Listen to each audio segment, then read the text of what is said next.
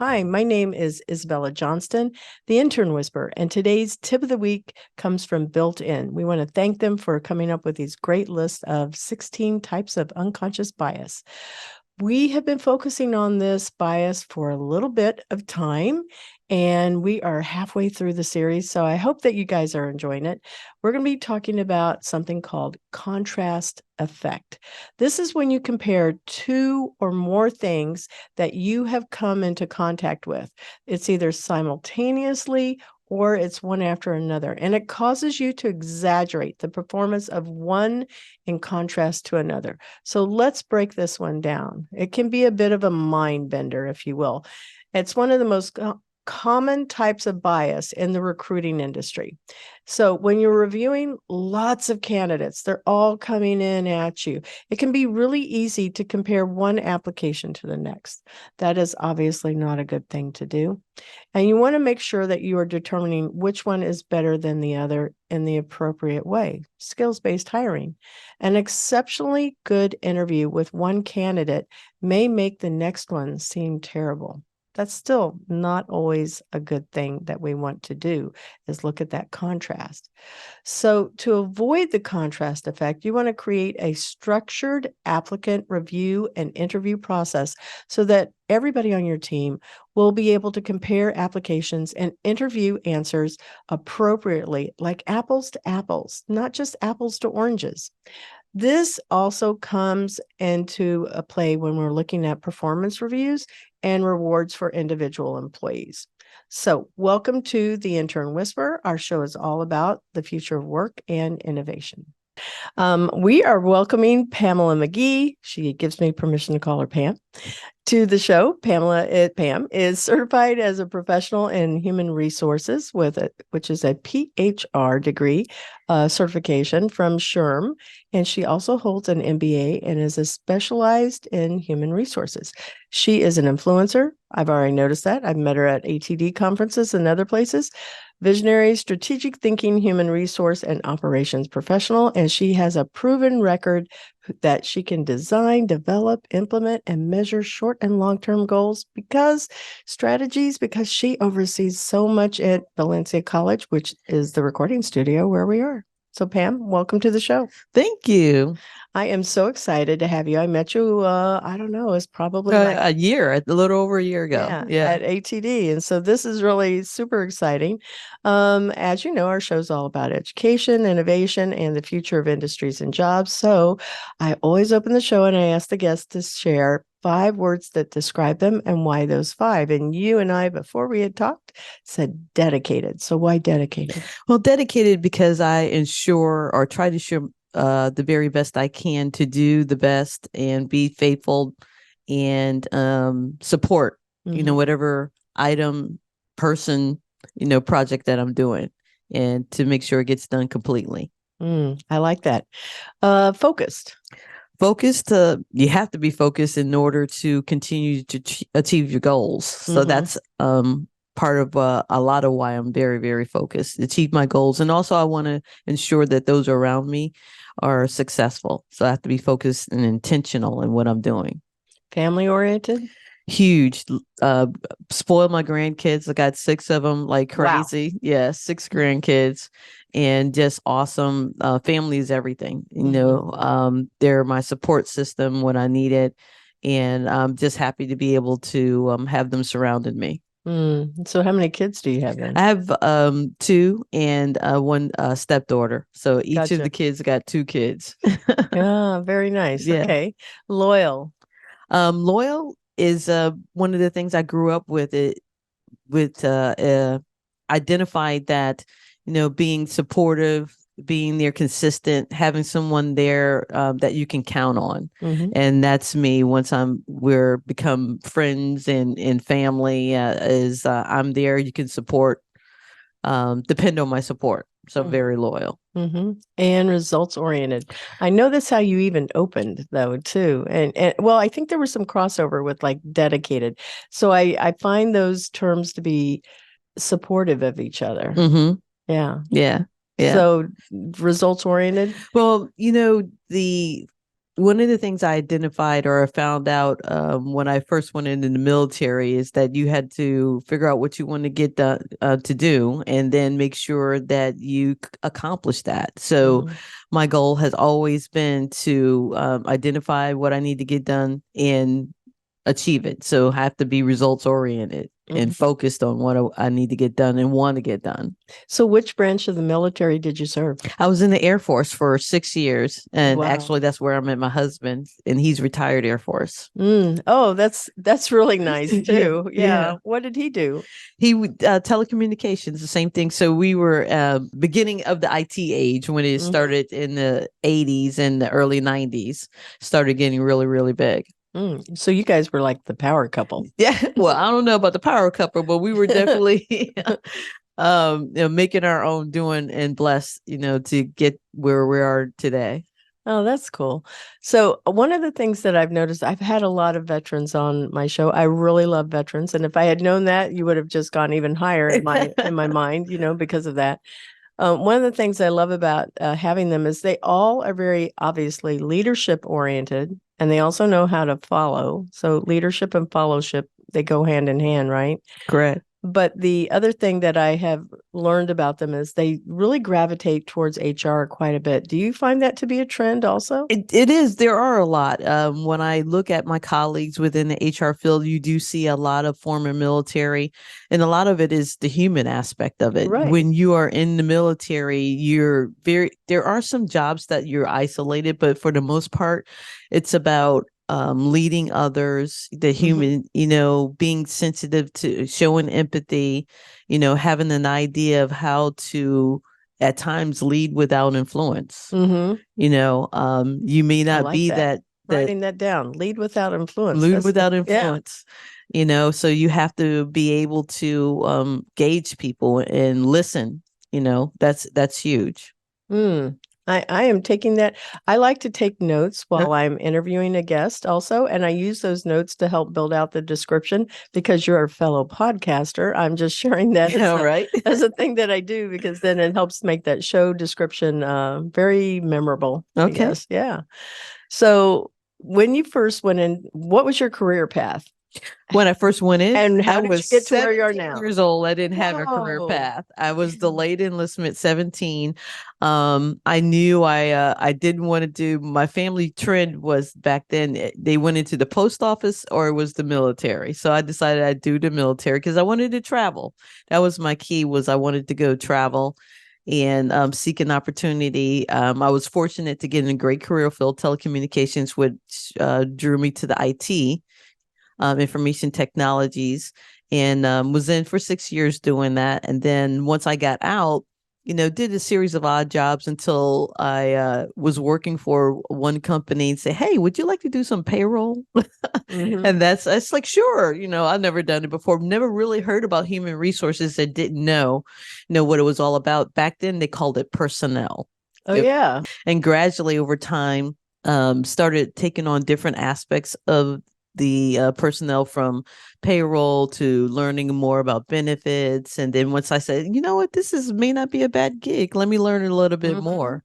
So I gradually got into the field and realized there were so many different components of it that I could do, which is what I like, the variety.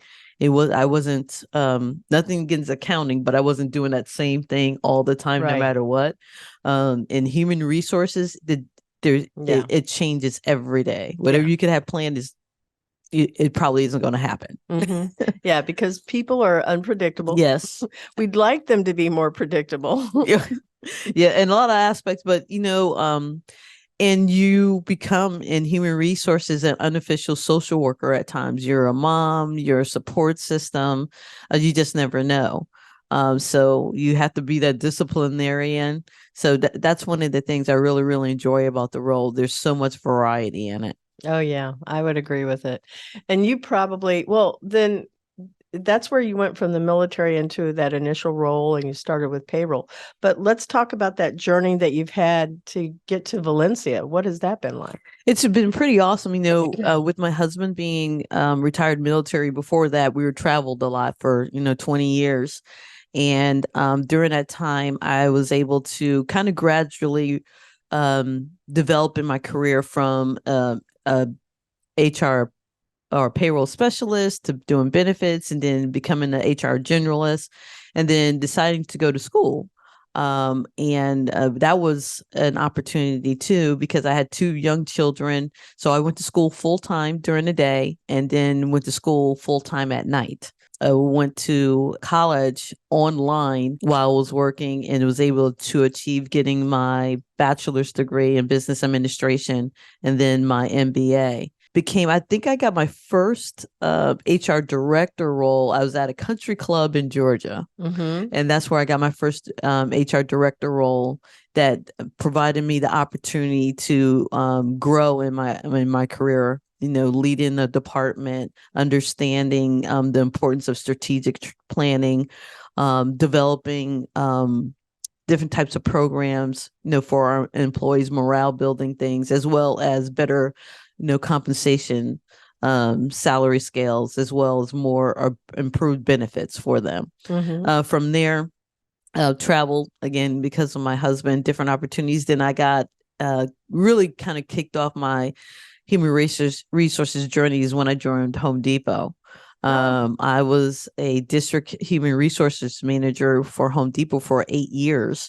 And in that role, traveled to various states to support the company during disasters. As you can imagine, when you hear about natural hurricanes, floods and so on, Home Depot is the kind of the first ones that goes in. Is it kind of like part of FEMA? Is that how Home Depot was really part of FEMA? It, depending on the area, that's just what Home Depot does. They will provide the support, to the community. It's huge, but Home Depot is a community store, big extra warehouse or hardware store.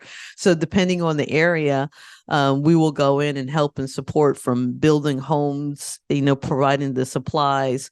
So a lot of community development happened, during that time period, and it enhanced my skills in human resources. I did that for 8 years, and then transitioned and continued in retail to Ross, Dress for Less. So I was there for 8 years, again, as a human resource manager with them, doing a lot of employee relations, assisting employees, leaders with any kind of opportunities or concerns that they had within the company. Did that for about 8 years, and that enhanced my skills even to the next level.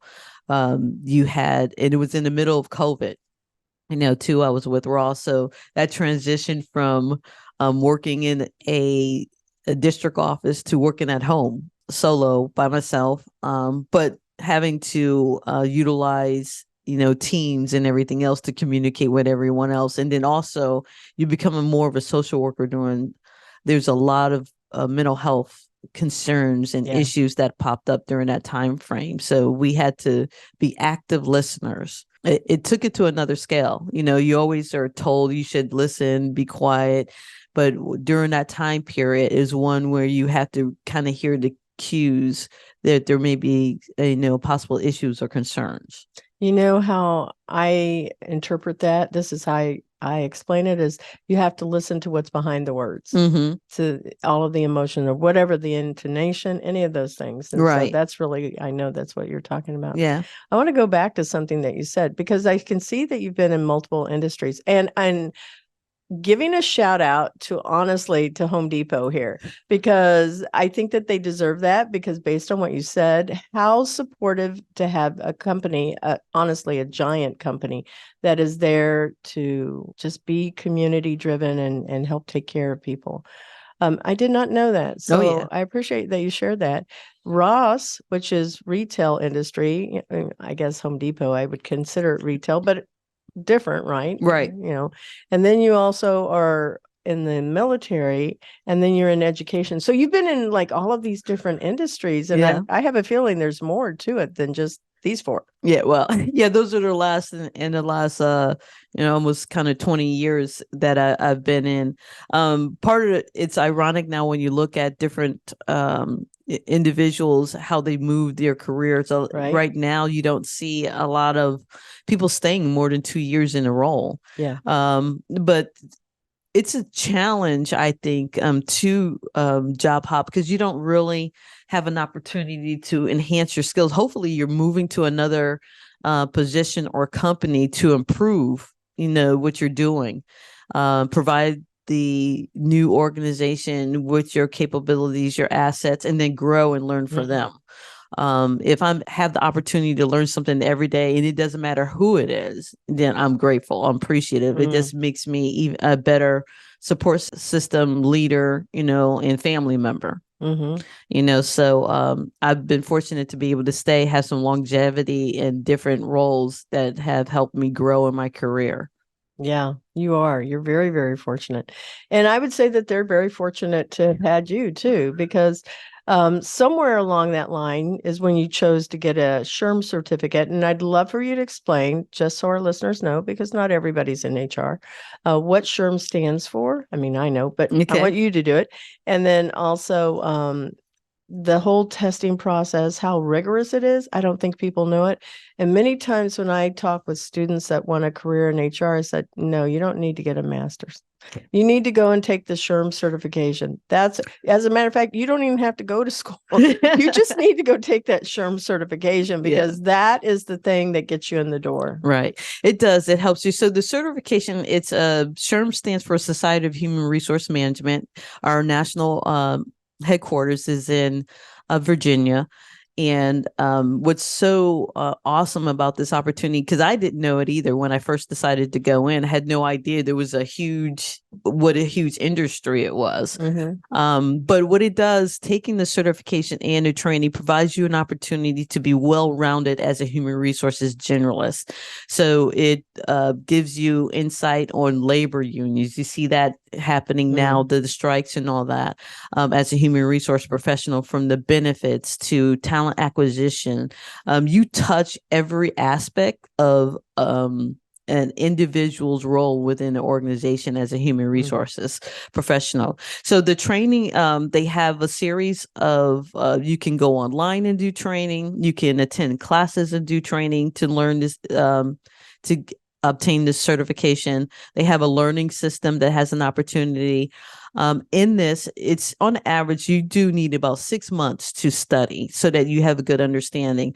And the other side of this is most companies and organizations will bring you on an entry level, but you're not going to rise to the next level until you get some actual experience. So you can, graduate and go and do the testing, but they are looking for someone to have that experience. And primarily because if you have that strategic partner in human resources, they're going to provide you the guidance through those sticky situations. So you need to know the laws, from the labor laws to what's required in compliance, all of those to support your organization to stay straight and narrow and not have any issues. So it can take about 6 months. And there's two types of actually certifications. There's SHRM, which is it's called SHRM-CP Certified Professional, or there's the SHRM-SCP. Which is a SHRM Senior Certified Professional. Then you have another organization called HRCI. This organization actually was the original certification provider for SHRM. SHRM decided in 2014 to separate from them and host their own certification. So that certification is called Professional Human Resource Management, which is PHR. So I'm fortunate to have both of those because I've been in the industry so long. So I actually have two certifications, national certifications for human resources. What does HRCI stand for? I get human relations certification. Yeah, but the institute. Institute. Okay, got it. Thanks. So that's helpful for our listeners for sure. So you have an option to take either. You can take both, or you can.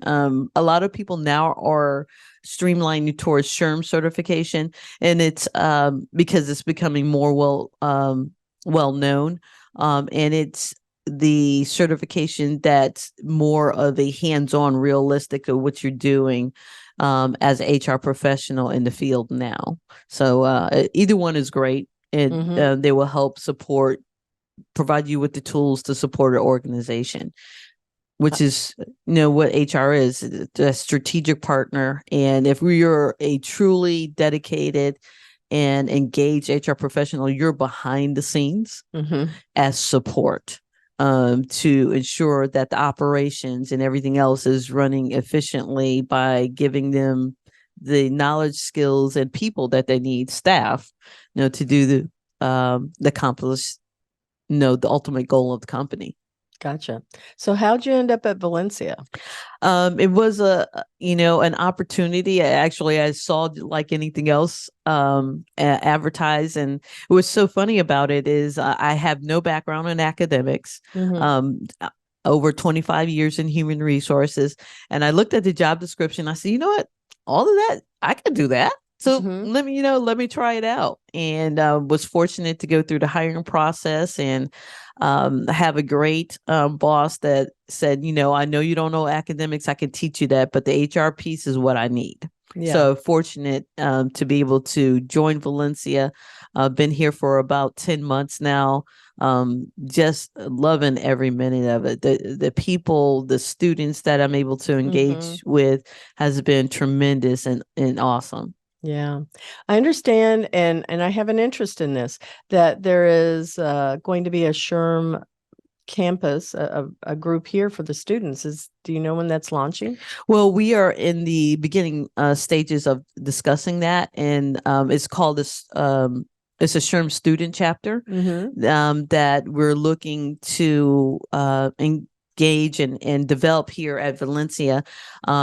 Right now, I am actually the president of Greater Orlando SHRM, which is Go SHRM.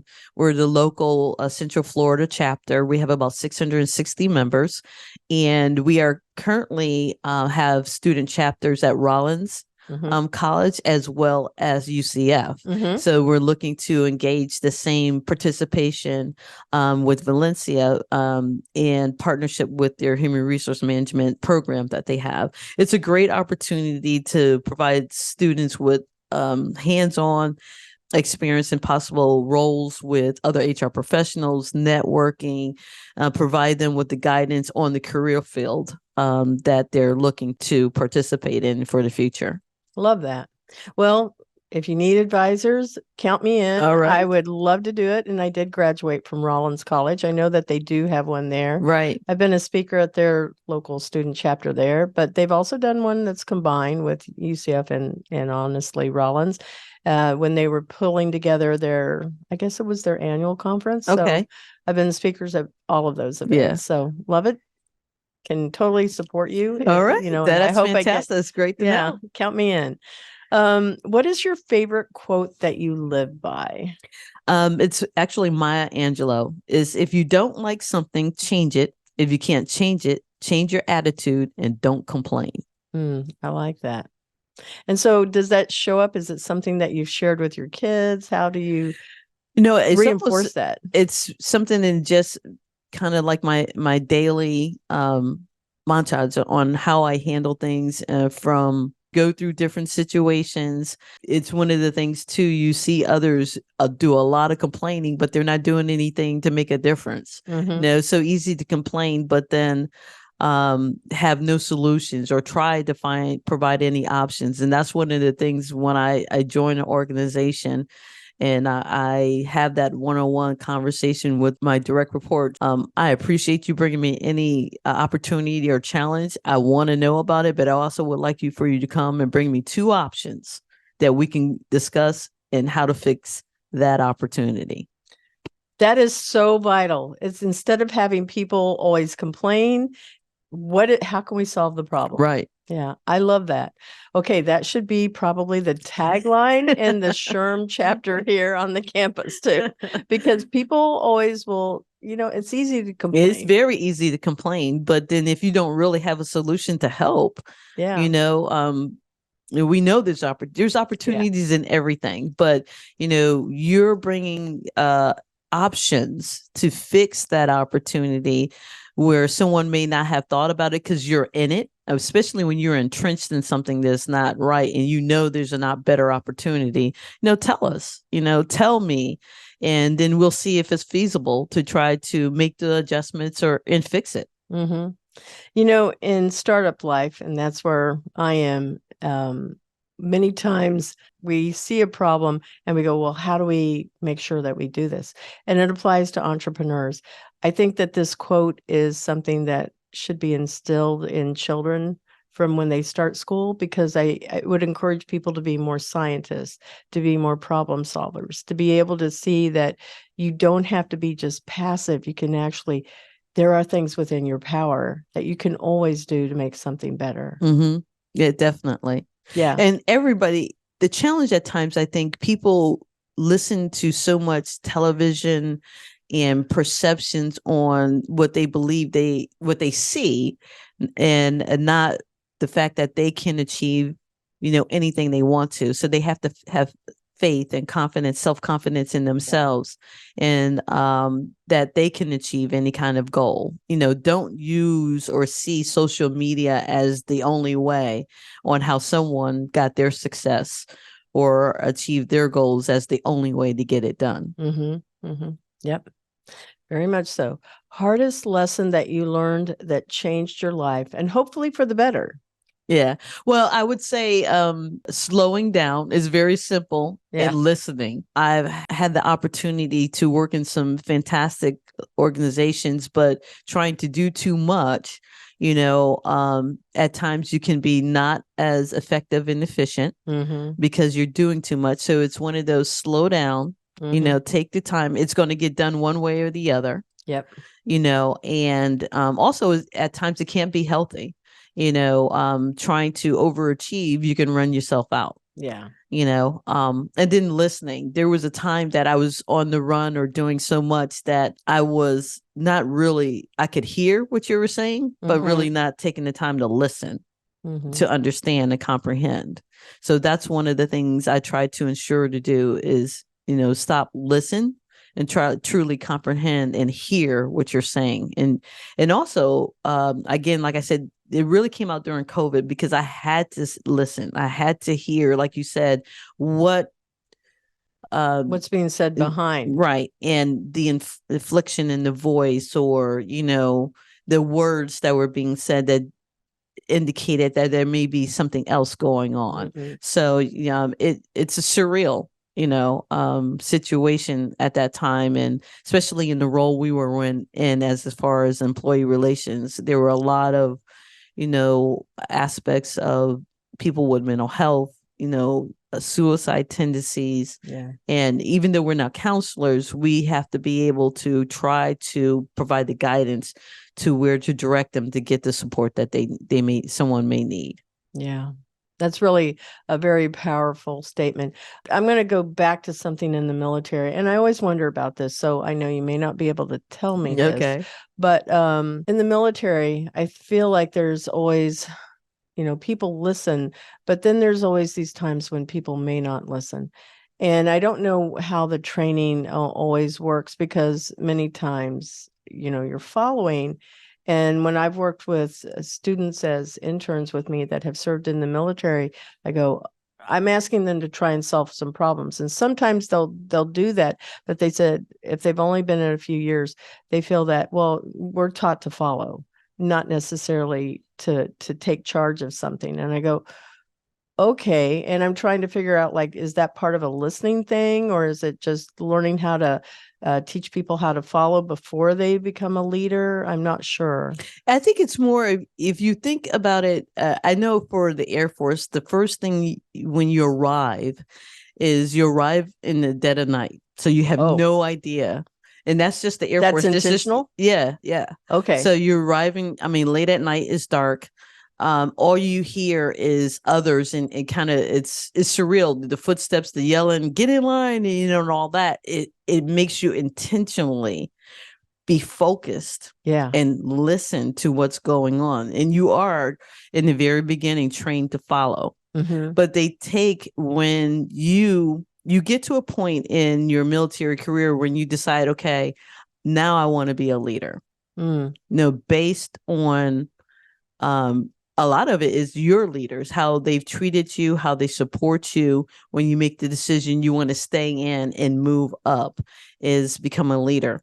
I think anyone that serves in the military for at least 4 years, if they make the decision to transition out, because of the different maybe missions and situations they may have been in, they are almost automatic leaders in the civilian world.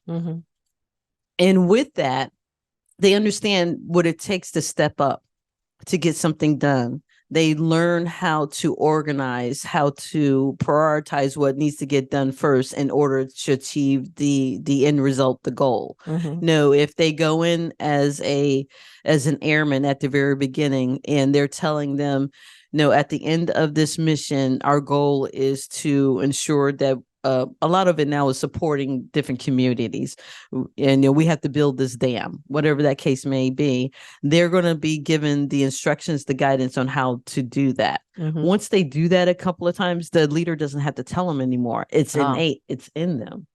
Once you do that in different types of roles in projects, that's automatic for you. You become that influential leader. So you don't have the influence, you don't have the authority, but because of how you manage and handle yourself, you become a leader going forward. So that's why a lot of, I believe, organizations like bringing on vets, because they have that kind of ingrown experience on what it takes to be a leader and to achieve the results necessary. Gotcha.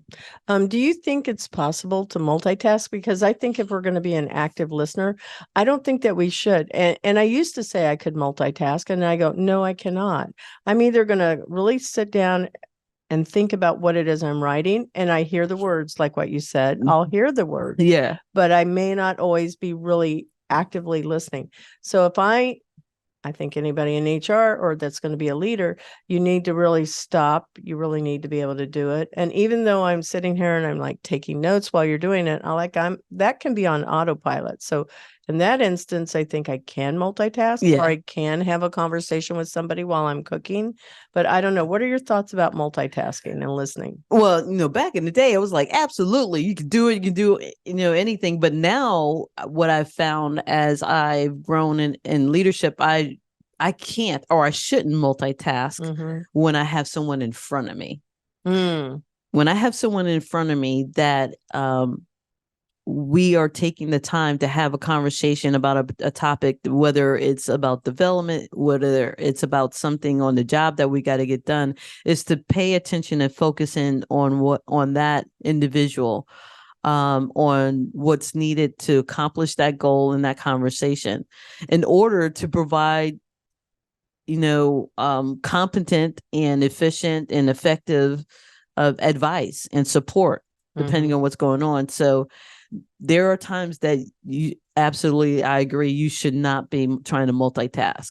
We hear it all the time about the disengagement by having your cell phone out, looking at your cell phone. And it's amazing now, if you go to restaurants and you see couples, and even table full, everybody's looking at their phones, like there's no conversation going on anymore. So that's one of the things I try to be intentional about, is to put my phone aside, pay attention to, who the speaker, who is in front of me, in order to show that it's respectful too. I hear you, I see you, and I'm totally engaged in this conversation. So multitasking has it definitely has its high points, and I do multitasking at times. I'm one of those, I can't have sitting quiet. So I've either got music going or the TV or something. If I'm working from home, I can do multiple things at one time. But then when you think about doing that, you're not fully engaged in any of them.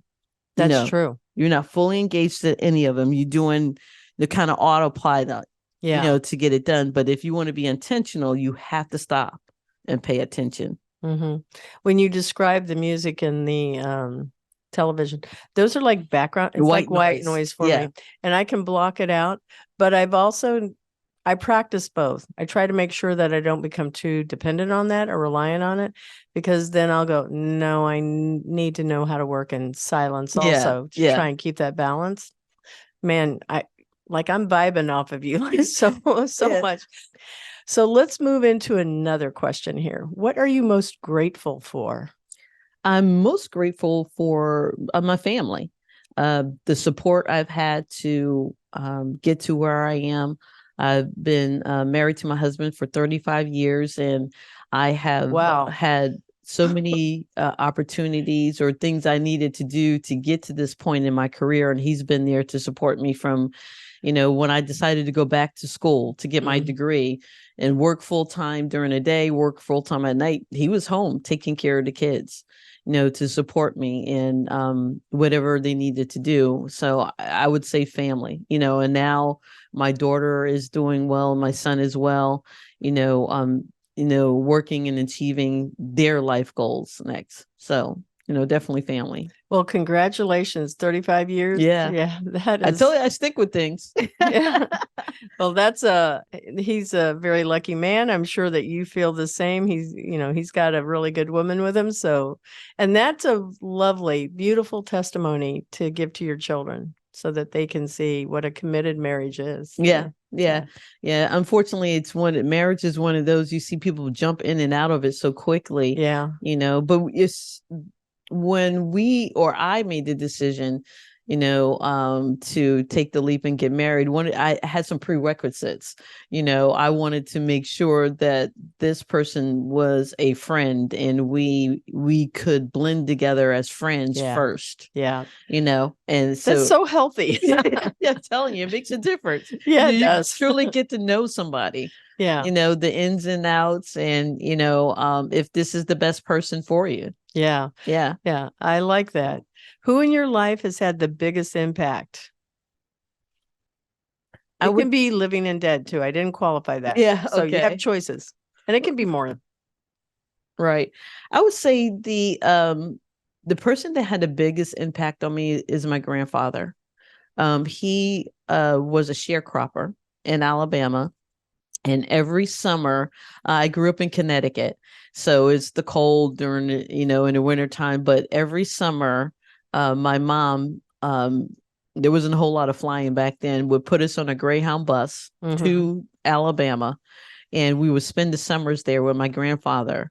And as a sharecropper, well respected in his community, but was the hardest worker. One of those that didn't say much, but when he did, everybody stopped and listened. Oh, wow. So just a wonderful man, supportive when you needed, had the words of wisdom. But that's where I believe my hard work, ethics came from, watching him doing what he needed to do, provide for him and my grandmother. Obviously, all the kids, their children, they had 12 of them, were long gone, when I came around, but I was able to have the opportunity for him to spend time with my son, before he passed. So, it was so cute. I think about them spending time together. There was an incident where, and down there you have a lot of fire, regular fire pits and fireplaces. I went out on the porch, and my son, probably was about 2 years old, had a box of matches and was just striking matches and throwing it in the fire. I was like, and we called him Papa. I said, "What are you doing?" They said, "Why you let him do that?" He says, "When he gets burned, he'll stop." So it's just like words of wisdom. But at times I never had a problem with my son in matches or fires or anything like that. But it just he was the most influential person for me, and I took a lot of what he did and his work ethic, and what I do every day. I don't think our listeners may know what a sharecropper is, because that's a term that's, a historical term. And again, I know, but why don't you go ahead and share what that is? So this is a individual is farming, basically. And he had acres of farm, and you don't realize it until afterwards. We all of our vegetables, everything we ate. We didn't go to the store like you do now, Publix, and get tomatoes and cucumbers and any of that. He grew all of that, as well as he had cows, chickens, and all of that. So they live off the land basically, and that's how I grew up. I've plowed fields, with the support of my grandfather to help him, picking corn, beans, tomatoes. It's a surreal and kind of reality check for you on planting the seed, watching it grow. And then seeing the end results, it's on your table. Yeah. Yeah. Yeah. And I thought a sharecropper was also somebody that had like a shared farm with somebody. Well, and back then they share a farm with whoever is the primary landowner. Yeah. And then fortunately, after several years, he was able to purchase the land for himself. Yeah. So they work the crop for someone else that, is the primary landowner. And then if you're fortunate, you can purchase that from that landowner if they're willing to sell it to you. And we were fortunate. My grandfather was able to do that after many years. It's kind of like lease to buy, when it was a house. Or I've seen this also when you are there's a prime contractor and a subcontractor. So similar principles, where there's a shared opportunity to be able to help someone grow it. And that sounds like what happened for your grandfather too. He got to become full owner. He works the land, he can't, or at the time he can put anything he wanted as far as crops, but then a portion of that went to the owner of the farm. Yeah. I love that. Yeah. It turned out good. Yeah, it did. Turned out really well. Turned out really well. Yeah. What in your life would you want to be remembered for? I would want to be remembered for, I would say, my dedication to whatever I'm doing. And the fact that I am an achiever. You present an opportunity to me, and I will find a way to get it done. Yeah, that's beautiful. So we're going to take a moment and acknowledge our sponsor, Cat 5 Studios, and we will be right back. The Intern Whisperer is brought to you by Cat 5 Studios, who help you create games and videos for your training and marketing needs that are out of this world. Visit Cat 5 Studios for more information to learn how Cat 5 Studios can help your business. Thank you, Cat 5 Studios. And we're back to the second half of our show. This is where we talk about what is the future 2030 going to look like? Oof. It's anybody's opinion. There is no right or wrong answer. Yeah. We're only like 5-6 years away since we're at the end of this year, right? And it's going to fly. Yeah, it's going to go by really fast. So what do you think it would look like? And you can focus on your industry if you want, flying cars, the Jetsons, whatever. Well, I mean, it's, again, we know that AI, artificial intelligence is going to, be a major factor in that. I think back to the late 1990s when Y2K was such a huge thing. We thought the world was going to end as soon as the computer turned over to 2000. That was the most, you think, climatic, time. I didn't think there was going to be anything to happen, but still you kind of waited to see, the way all the talk, the discussion. And I think, 2030 and AI, the next step, because nobody knows, is the unknown. There's a lot of things going on. A lot of, you think about Chat GPT, that's one of the biggest platforms out there now growing. There's issues with it because you'll have people that use it, negatively, but there's opportunities where it can help someone, so for the human resources side, we've got to try to help define the balance. Is the reality of it. You can't say it's not going to happen, and you can't use it because you can't stop anyone. No, it's already out. Yeah, you can't stop it. You're not going to take it back. And a lot of areas, to get it. So I think it's a matter of we've got to adjust as we go along. It's almost quarterly. It's not yearly. Quarterly things are changing. You're exactly right. And you have to adjust, to those changes and just kind of learn as you go. Be willing, be open-minded, to the changes that are going to happen. Flexibility in the workplace is huge now because of COVID. So COVID had its good and its bad.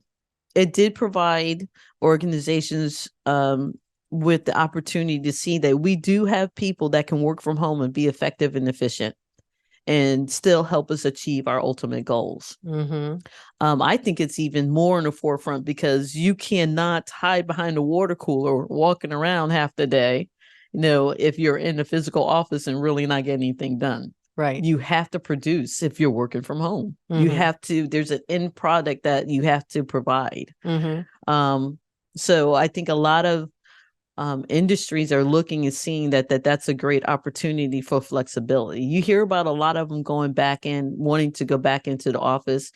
But you think about what's behind that. There's a reason for everything. And maybe that particular workforce or industry has to be hands-on.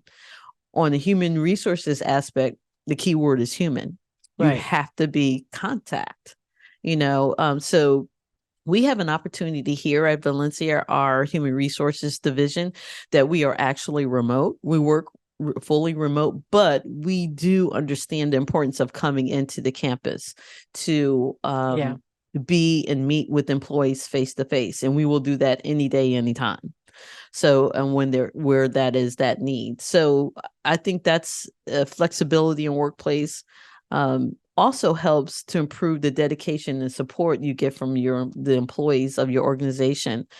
You do have individuals that can do more, even though they're at home with their kids. They can manage that. And the cost of living is so high. Daycare is so high. Yeah, it is. It helps families, honestly, to be able to have that flexibility, to be able to work from home as long as you do the job that you're required to do. Yeah, there's pros and cons when you have your kids at home. Yeah, there is, especially at the age, what age it is. It's babies to 4. It's a challenge because they still need that attention. On what I think, again, I think has been positive about COVID. And when people had to work from home, you don't see that huge stigma. Oh my God, if my kid shows up on the screen, everybody's going to freak out. Right. It's part of the culture now. Yeah. Okay. What is Sammy doing today? He looks too cute. Hi, Sammy. And we just continue on with the business. It is what it is. I think before COVID, if that would have happened, it would have been shunned. Like, oh my goodness. Yeah. So unprofessional. But it's part of life now. Yeah, it's more it's acceptable. Acceptable. Yeah. That's what I was leading with. And I go, yeah, I think it is. It's like been normalized so that people It has been. Yeah.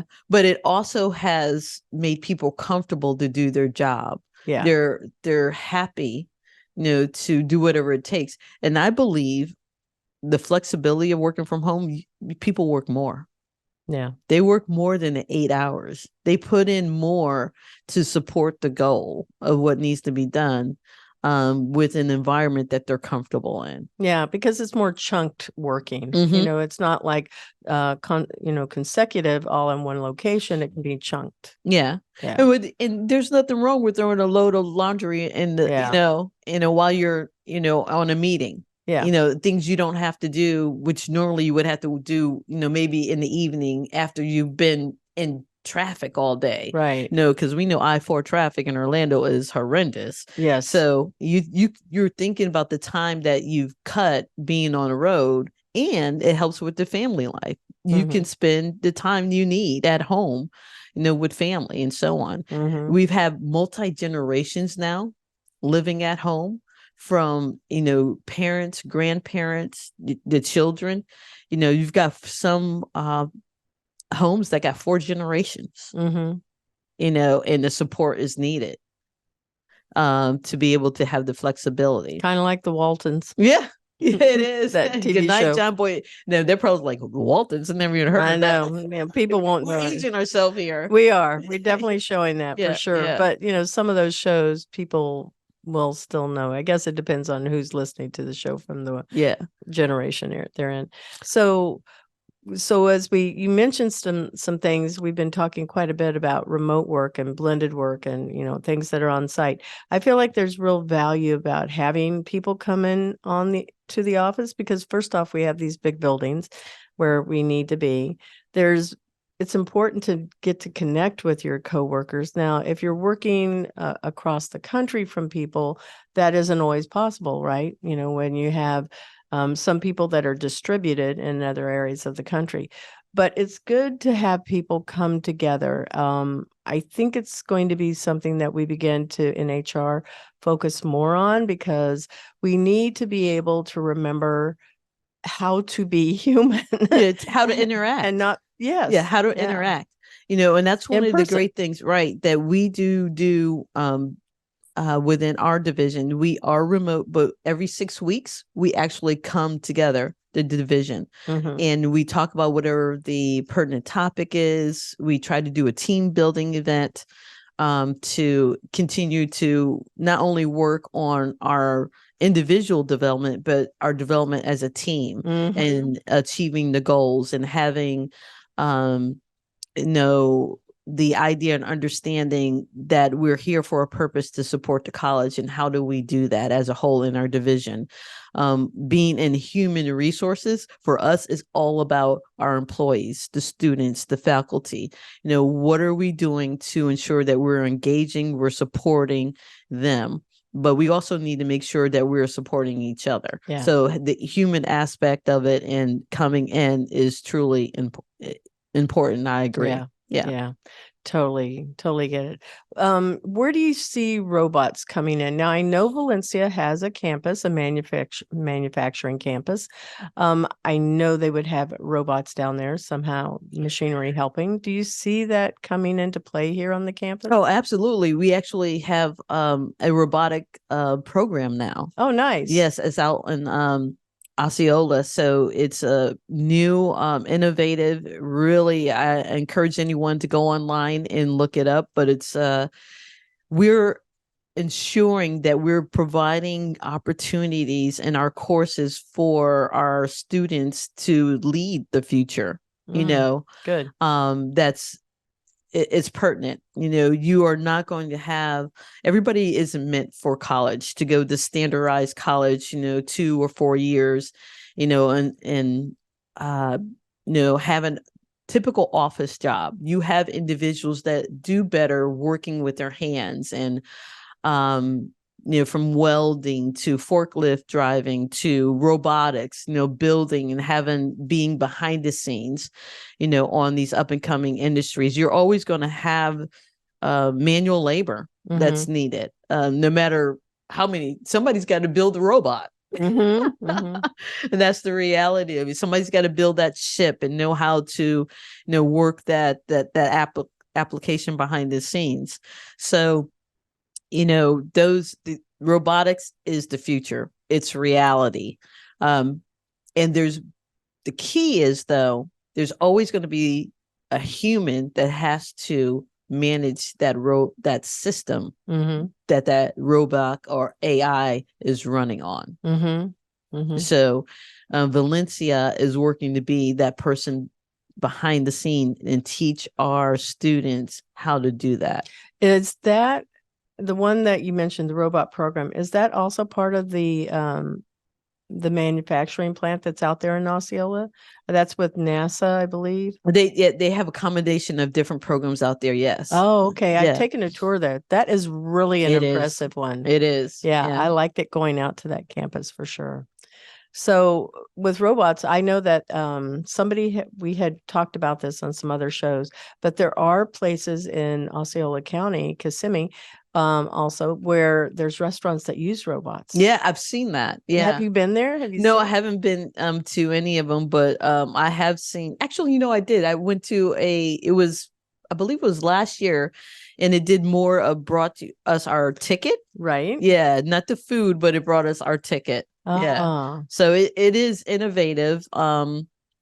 Way the challenge, though, you hear about, it takes away jobs for wait staff and so on, but eventually all of that is going to fall into place. But somebody again needs to run the robot. Right. have the knowledge and understanding to be able to do that.